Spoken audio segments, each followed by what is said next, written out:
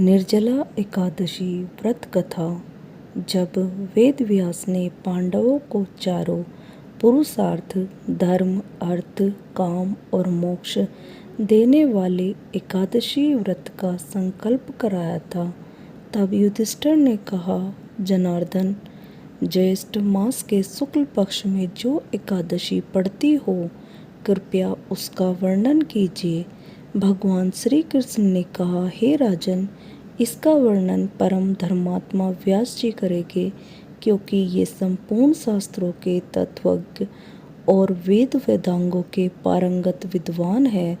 तब वेद व्यास जी कहने लगे, कृष्ण और शुक्ल पक्ष की एकादशी में अन्न खाना वर्जित है। द्वादशी को स्नान करके पवित्र होकर फूलों से भगवान केशव की पूजा करें। फिर पहले ब्राह्मणों को भोजन देकर अंत में स्वयं भोजन करें। यह सुनकर भीमसेन बोले, परम बुद्धिमान पितामह, मेरी उत्तम बात सुनिए। राजा युधिष्ठिर, माता कुंती, द्रौपदी, अर्जुन, नकुल और सहदेव ये एकादशी को कभी भोजन नहीं करते तथा मुझसे भी हमेशा यही कहते हैं कि भीमसेन, एकादशी को तुम भी ना खाया करो। परंतु मैं उन लोगों से यही कहता हूँ कि मुझसे भूख नहीं सही जाएगी। भीमसेन की बात सुनकर व्यास जी ने कहा, यदि तुम नरक को दूषित समझते हो और तुम्हें स्वर्गलोक की प्राप्ति अभिष्ट है, और तो दोनों पक्षों की एकादशियों के दिन भोजन नहीं करना। भीमसेन बोले, महाबुद्धिमान पितामह, मैं आपके सामने सच कहता हूँ, मुझसे एक बार भोजन करके भी व्रत नहीं किया जा सकता, तो फिर उपवास करके मैं कैसे रह सकता हूँ। मेरे उदर में वर्क नामक अग्नि सदा प्रज्वलित रहती है, अतः जब मैं बहुत अधिक खाता हूँ तभी यह शांत होती है। इसलिए महामुनि, मैं पूरे वर्ष भर में केवल एक ही उपवास कर सकता हूँ, जिससे स्वर्ग की प्राप्ति सुलभ हो तथा जिसके कारण से मैं कल्याण का भागी हो सकूं। ऐसा कोई एक व्रत निश्चय करके बताइए, मैं उसका यथोचित रूप से पालन करूंगा।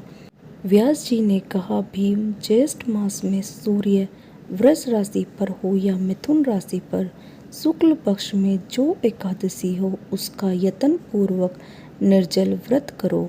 केवल कुल्ला या आचमन करने के लिए मुख में जल डाल सकते हो, उसको छोड़कर किसी प्रकार का जल विद्वान पुरुष मुख में न डाले, अन्यथा व्रत भंग हो जाता है। एकादशी को सूर्योदय से लेकर दूसरे दिन के सूर्योदय तक मनुष्य जल का त्याग करे तो यह व्रत पूर्ण होता है। इसके बाद द्वादशी को प्रभात काल में स्नान करके ब्राह्मणों को विधि पूर्वक जल और सुवर्ण का दान करे। इस प्रकार सब कार्य पूरा करके जितेंद्रिय पुरुष ब्राह्मण के साथ भोजन करे। वर्ष भर में जितनी एकादशियां होती है, उन सब का फल इस निर्जला एकादशी से मनुष्य प्राप्त कर लेता है, इसमें तनिक भी संदेह नहीं है। शंख चक्र और गदा धारण करने वाले भगवान केशव ने मुझसे कहा था कि यदि मानव सबको छोड़कर एकमात्र मेरी शरण में आ जाए और एकादशी को निराहार रहे तो वह सब पापों से छूट जाता है।